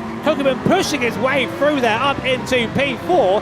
But Kawakami now really is a bit of a sitting duck here, Tom. Yeah, bottlenecks up there as well. Goto trying to get involved in the act as well. He's just trying to show a wheel on the inside as well as Morimoto. So through to the right-hander we go. Kokubun on the inside, Kawakami on the outside. Soft versus medium. Soft is going to reign supreme then here. And is Kawakami going to lose maybe another position, possibly to Goto, and indeed then also to Morimoto as well. So 3 places lost in the space of as many corners. Next target for Kokubun, Goto and Morimoto is going to be Sato in the Porsche. Across the timing line we go, down into T1. The Porsche driver of Sato knows that, takes a defensive line through there, and now we know that the soft tyre has got a greater amount of grip underneath, and surely it's going to be into the hairpin bend where they're going to think about a lunge. Yeah, there's nothing you can do there. The idea is just try and get a good setup now down to the hairpin, use the toe, and Sato, I mean, valiantly defended, but you can't help but think it's all going to be for nothing as we now go down towards the hairpin. Kokubun looking to the outside of Sato, who goes defensive in the Porsche. Will he be able to outbrake the Mazda on the outside? He tries to. He's still alongside the Porsche, fighting for dear life for P3. Keeps the place for now, but on the inside there, who is that? That's Goto. That was Goto on the inside with a massive send. The door was sort of half open there, and now it's Sato versus Goto,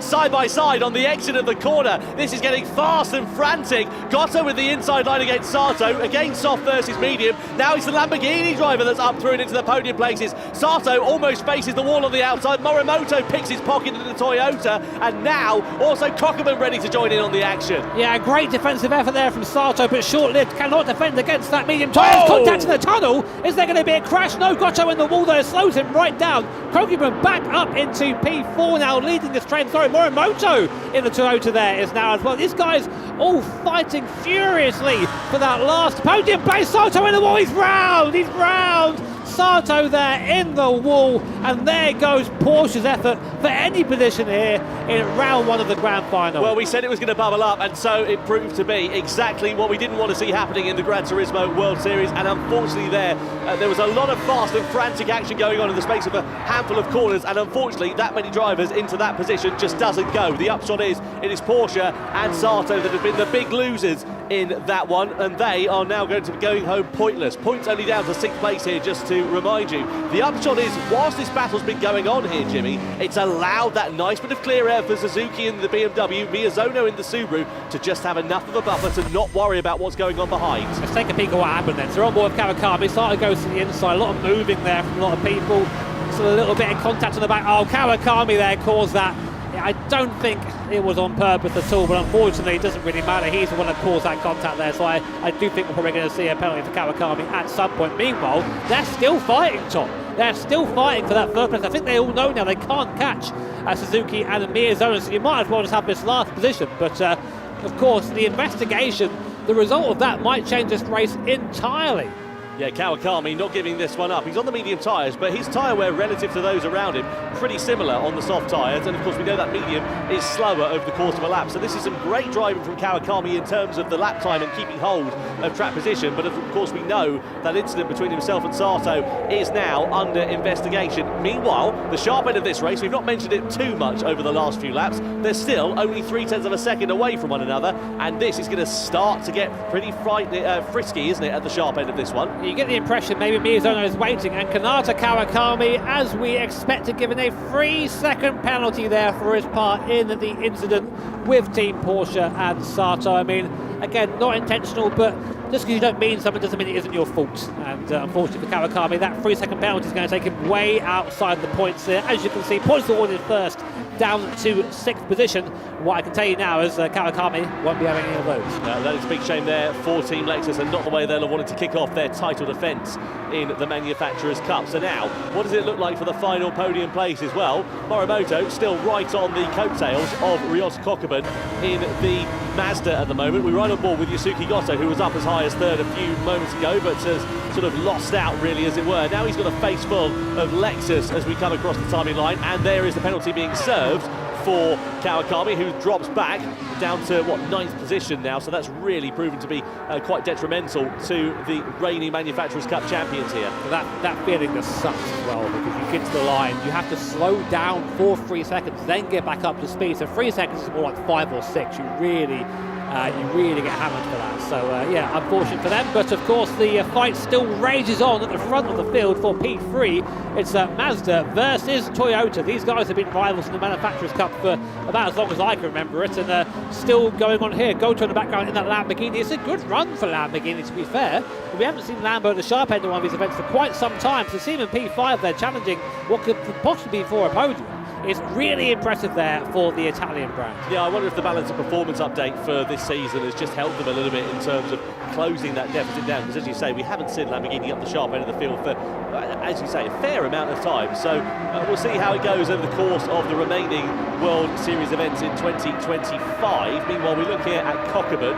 with Morimoto again still very close behind. 2.5 laps now to go. We go from day into night and into the daylight indeed here as well, as Cockerman again takes a defensive line. Morimoto goes for the outside line, the sharp end of the field. The lead of the race is changing hands here between Miyazono and Suzuki as well. Now it's the Subaru driver that's just gotten in front from what we can see on our timing screens, as third place is now occupied by the Mazda. We need to look at the battle though for the race lead, because it's all well and good looking at this battle for the final podium places, but the two of Miyazono and Zaya Suzuki are getting pretty frantic here then. We thought this was going to start to kick off, and lap 18 is where the battle begins. Yeah, I was watching the live timing, Tom. I saw Miyazono got Suzuki just down into the hairpin there, and Suzuki, using the power of the BMW, was able to pull back through, but now Miyazono making his move. 2 laps to go here then at the grand final, round 1 here at London for the Manufacturers' Cup. It's Team Subaru leading Team BMW at the moment. Meanwhile, the fight's still going on for 3rd, 4th and 5th, and here is that move for the lead here. So Miyazono there using the toe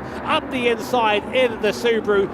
Very nice and tidy through there, just about making that move second. And I think he lost the drag race up here a little bit, but had the right line into the rest of the course and managed to maintain first position. Yeah, it worked quite nicely there for Takuma Miyazono. Sort of lunged his way to the inside. The door was kind of half open, but he decided to open it fully, going through into that corner and force Suzuki for a wider line to compromise his compatriot's exit going through there. And now we look at the sharp end as the headlights glimmer in the nighttime here at the Tokyo Expressway. It's Subaru versus BMW for the race victory then here. 0.3 of a second in it, and a lap and a half left to remain for this one. It's too close to call. You have to say the BMW faster in a straight line, but the Subaru definitely quicker in the twisty bits. You got to think about it here. It's a high speed game of chess. So Suzuki there shows his hand. Up into first place goes Team BMW. Is that where Miyazono wants to be though? Because on the next lap, the final lap, he'll have the toe down to the hairpin. But Suzuki is not thinking about that right now. Miyazono looking to the inside. Will he ever go here? Yeah, showing his nose there, going for a very late move on Suzuki. They're just trying to unsettle him on exit now as the sun goes down. We go into night, and Miyazono now starting to move around on that medium compound of tyre. So that medium compound starting to get now to the end of its useful life, but these guys still pushing onwards. 3-second gap behind the Morimoto in the Toyota as we come onto the last lap here at Tokyo. So winner takes all stakes, and of course points available for the top 6 drivers here in this one as well. Who is going to be taking the maximum crown though? And Suzuki was just into the wall on the outside there as we head across the timing line to begin the final lap. It's BMW versus Subaru. It's Suzuki versus Miyazono as we head down into turn 1 for the final time.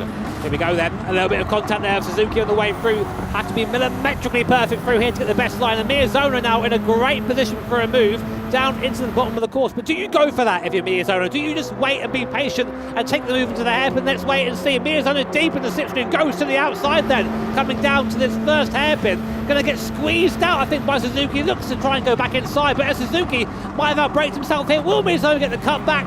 Not quite for now. Suzuki's got that line covered there quite nicely, hasn't he? It's going to be all about the traction, the exit out of this corner and the run through into the next series of them then. So we ride on board with Takuma Miyazono battling for the victory and trying to get maximum points for Subaru to try and take that crown back in the Manufacturers' Cup in 2025. And now we know that Miyazono pretty handy in the slipstream and diving his way to the inside. He's going to have to think about this one quite carefully then here. Use that strength of the Subaru in the last stages of this race. Here we are then in the toe. Miyazono quite far back though. It's going to be quite a big lunge there for Takuma. So Suzuki in front. Miyazono on board looking to try and displace him. Coming down to the hairpin now, deep in the toe. 272 kilometres an hour. Suzuki goes defensive. Miyazono goes all the way to the outside. Can he try and get a back? He does!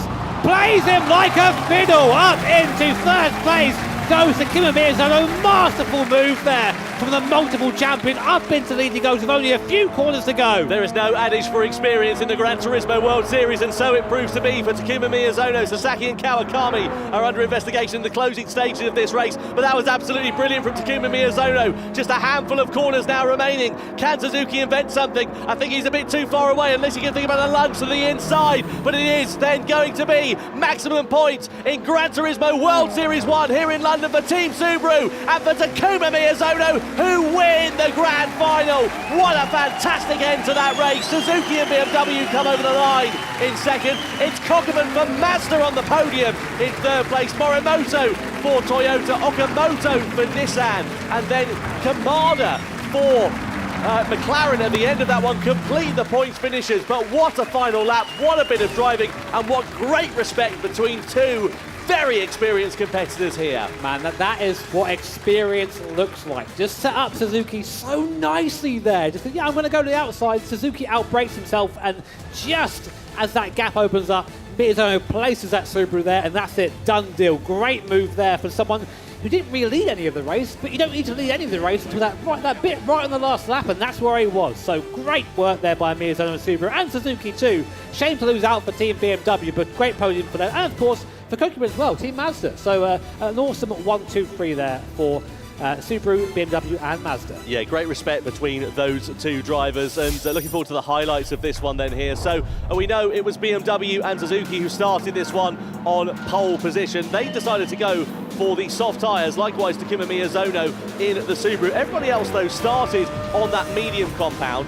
It was pretty sort of even Stevens at the sharp end of this race. The two at the front, as we expected, began to build a gap. It started to kick off a little bit behind, but it was sort of in the mid-stage of the race where it really got pretty frenetic. You know, what's really interesting in looking at all this now in hindsight is we can see that going to that soft tyre early for Suzuki and Miyazono, just it was the call, because that way you had clean air to drive into. You didn't have to be part of this constant squabbling between Sato, Morimoto. They treat each other with respect. If someone went for the pass, they didn't block it, they just let it happen. And they worked together and then sorted it out on the last lap, which is, I guess, what you want to do, really, if you're in that situation.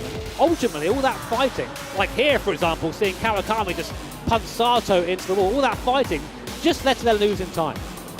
Yeah, absolutely right. And you can see there Miyazono with his move on the inside of Suzuki, just unsettling the BMW driver. This is in the closing stages of the race, though, and this is where it really began to take effect for Miyazono. We know the straight line speed of that Subaru wasn't particularly brilliant, but it was the tactics from Miyazono just sending it through right at the last minute, making that decisive, clinical move stick. Great respect between the two to give each other racing room. The upshot is it is first blood to Takuma Miyazono in the 2025 Manufacturers' Cup for the GT World Series, and now it is the Japanese manufacturer that is on top after this event as well. Of course, the points reflecting the grand final results. Suzuki and BMW in second, Kokeman and Mazda in third, Morimoto with a great fourth place as well as Okamoto, and Kamada in the McLaren sneaking the last points finish from Goto at the end of that race, who dropped down to 8th in the Lamborghini. Yeah, such a nice move there from Miz at the end. Of course, Hashima there gets a bit of an honourable mention. He did start last in that Ferrari, got up to P7 unfortunately though.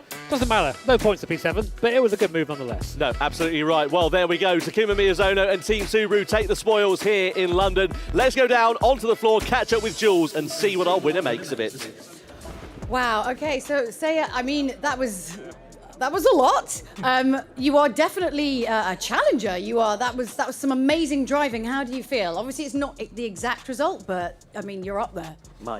めちゃくちゃいろいろあったレースですごいやっぱりチャレンジ精神がすごく見えたんですけど、今の心境はどうですか？結果は悪くないとは思いますけど。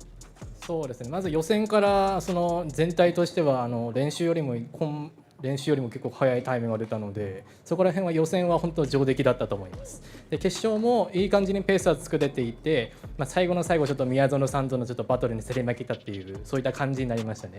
ただちょっとレースの内容としては本当に良かったと思うので、次の次のグランドファイナルワールドファイナルにも備えて頑張ろうと思います。Yeah, so I was actually faster than I had expected in qualifying and practice, and I was also able to keep a good pace in the final race.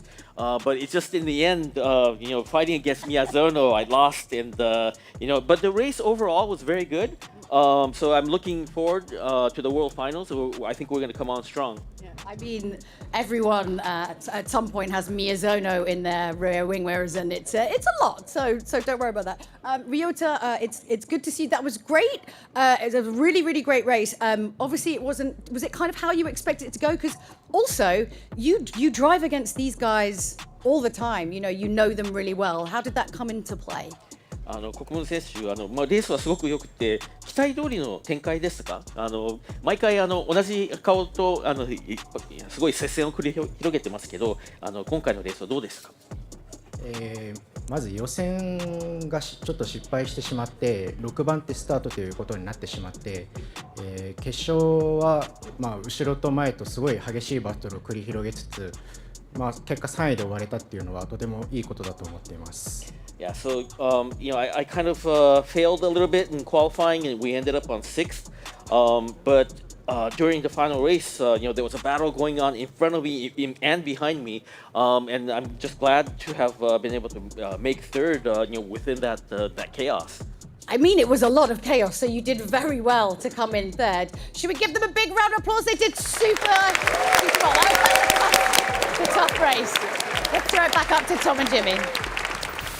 Cheers, Jules. Good to catch up there with our top 2 finishers of Sai Suzuki and of Takuma Miyazono. And let's get confirmation of the points. Of course, it does reflect the race results here tonight in the Manufacturers' Cup. The upshot is, it is now Subaru with a points advantage over BMW. Mazda there in 3rd place ahead of Toyota, Nissan, and then McLaren. That is your top 6. So, yeah, pretty close at the sharp end of this one. I have to say, Lexus and especially Lamborghini will be pretty disappointed with how things have worked out here tonight. Yeah, some big names there with no points. Porsche, Lexus, Honda as well, AMG, who have always been very quick in these events. This new balance of performance maybe not suiting this circuit here today, but of course full points there from Subaru, so they'll be happy with that. Absolutely right. Well, there are your points rankings then after the Manufacturers' Cup. Let's head, though, back down to Jules on the floor. Let's give a huge round of applause to Takuma Miyazono. Okay, so we had a conversation yesterday, and you were like, I'm not really confident, everyone's really fast, I don't know how it's going to go. And I said, you're fine, you're going to be fine. And then every time you say this, and then you just come in and win. What the hell?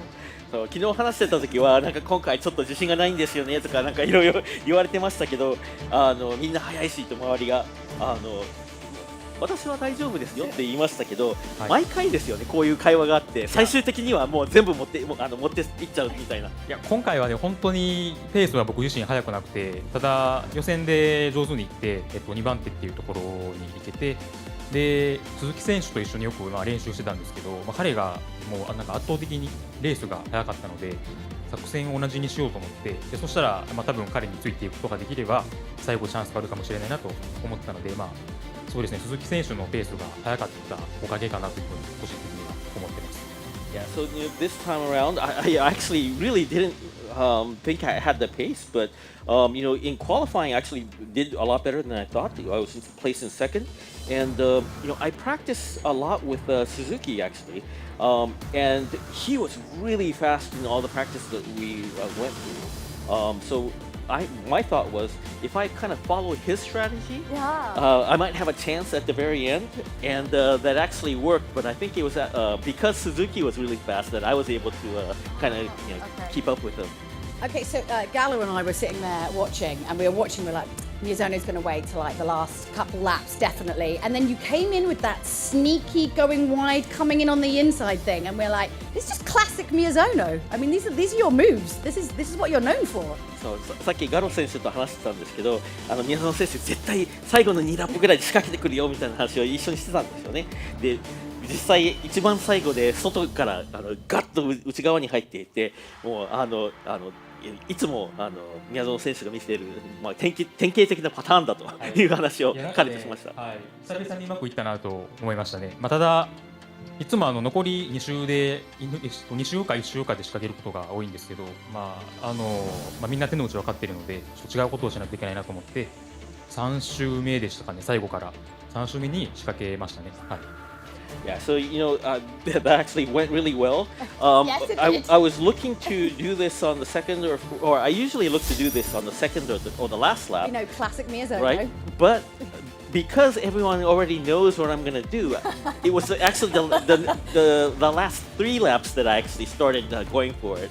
Oh, okay, so you mixed it up because we know your moves now, Miyazono. You have to keep it fresh each time. じゃあパターンが知られてきてるんでちょっと変化球を投げたって感じですね。いやそうなんですけど、ネーションズどうしようかなと思って。Yeah, that's true, but yeah, now I don't know what I'm going to do for Nations. Well, you'll figure out, and I'm sure you're going to do great. You always do great. Let's give a big round of applause to Takuma Miyazono! So good. Let's throw it back to Tom and Jimmy. Yeah, cheers, Jules. It was Takuma time by the Thames here for the Gran Turismo World Series in London. And don't forget to vote for your driver of the day on YouTube as well. Is it Ryota Kokubun for Mazda? Is it Saya Suzuki for BMW? Or is it Takuma Miyazono for Subaru? In an alternative world where it was the Jimmy Broadbent driver of the day, who would you be voting for? It's always really hard to look by the guy who's won the thing. You know what I'm saying? I think Miyazono had some great moves here, but Kokubun also was just completely involved in that massive squabble for the entire race and managed to come out on top. So I think a vote for me there for him. But of course, not up to me. It's up to you guys at home. Absolutely, yeah. I think that was a really exciting race, and we saw some great strategies going on there. I have to say, Kanata Kawakami kind of left languishing in the latter stages and was kind of chasing his tail with the medium strategy. Obviously didn't work out for him, and then the incident kind of compounded that. Yeah, that's the problem. When you go for that sort of strategy, you never really have ultimate pace. You have kind of 7/10 pace all the way through the race, and he was left really trying to fight with his guys on the softs, got desperate, and unfortunately led to that contact with Sato, which led to a 3-second penalty. But for the reigning champions Lexus, that's about the worst start they could have hoped for. Yeah, not ideal at all. And I'm still not 100% sure what happened to Lamborghini and Gotto at the end of that one, because he was right in the podium battle at one point and then just dropped right back out the points. We didn't see, which is a shame there. But again, he was really good. He made a really nice move earlier on in the race. I hope we'll get a replay of that at some point, where they're all fighting in front of him, and he through goes Hamilton. Easy for you to say. It's not easy. Can't do it. But no, it was good racing. A bit of a slow burn at the start, but as with most of these GT races, they all come together nice in one big melting pot of chaos. It was great fun. Absolutely. Well, let's then get ready for the podium ceremony here in London for the GT World Series. Please welcome onto the stage in third place for Team Mazda from Japan, it's Ryota Kokubun.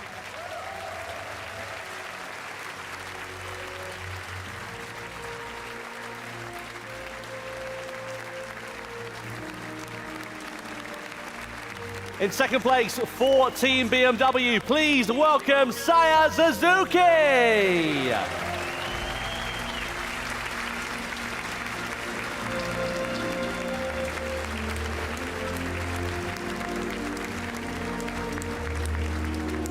And ladies and gentlemen, please welcome the winner of Gran Turismo World Series 1 here in London for Team Subaru, it's Takuma Miyazono!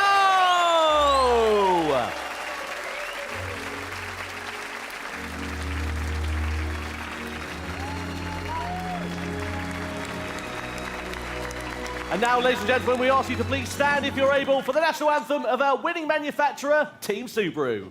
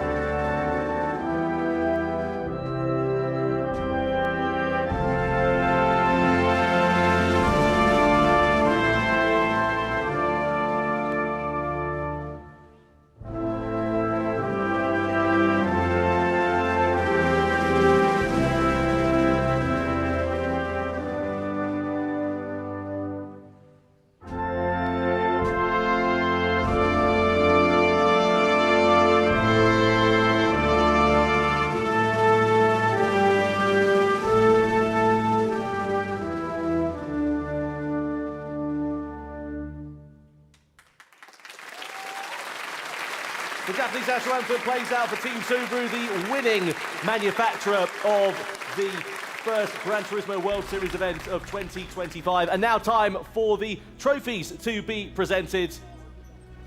First of all, the third place trophy. It is presented by the PR manager for Mazda, Owen Mildenhall. And it is awarded to the man who drives for Mazda, Ryota Kokubun.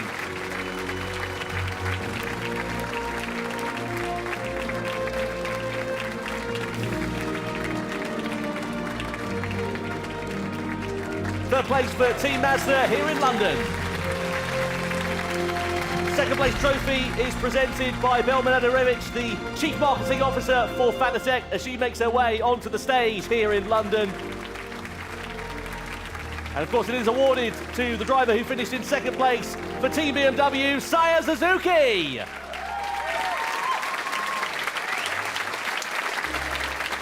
And the winning trophy is presented by the Gran Turismo Series producer Kazunori Yamauchi as he makes his way onto the stage in front of the crowd. And the trophy is awarded to Team Subaru's Takuma Miyazono!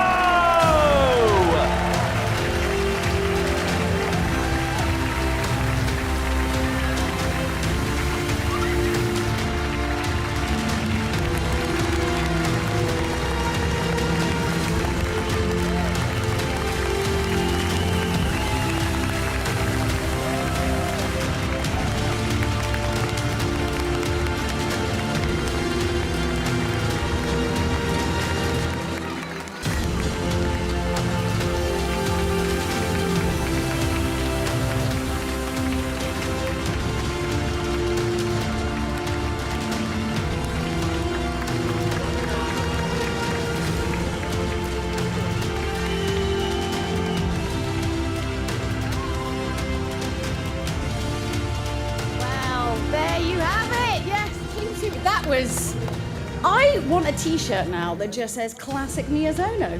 How about you? You've been Miyazono'd. Yeah, you've been zonoed. Or, I don't know. We'll brainstorm the finer details of it later. But that was what a great way to kick off round one. How about you, Tom? It doesn't seem to matter what he does. It turns to gold, doesn't it, Takuma Miyazono? He just, as I said in commentary, there's no adage for experience. And that was two very experienced drivers in GT going head-to-head. Great respect. It's amazing. Yeah, I mean, you were saying that you thought that maybe Miyazono, because you're spending so much more time outside doing kind of real racing, that like maybe that would affect it, but apparently you're totally wrong. Maybe I should shut up for a bit, shouldn't I? Just not say anything. Finally. If anything, he's just got better, which is very frustrating with anyone but Miyazono, basically. I mean, it's been amazing to see everyone in the crowd here. Have you guys enjoyed it? Yeah. Do you fancy coming to Berlin or Los Angeles? Because we've got some tickets for that. Let's take a look. I'm excited about this. How about you?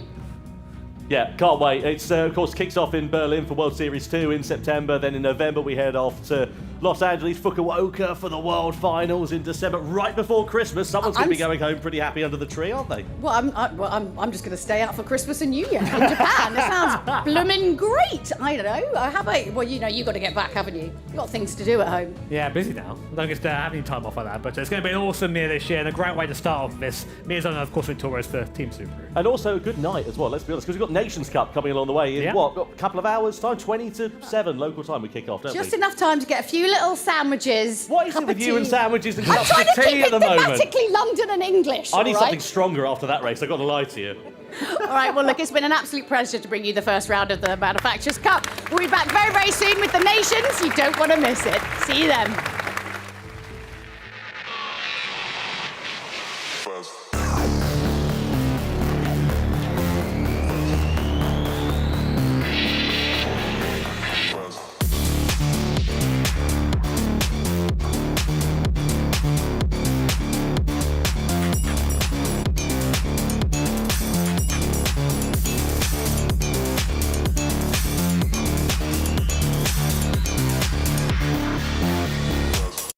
PlayStation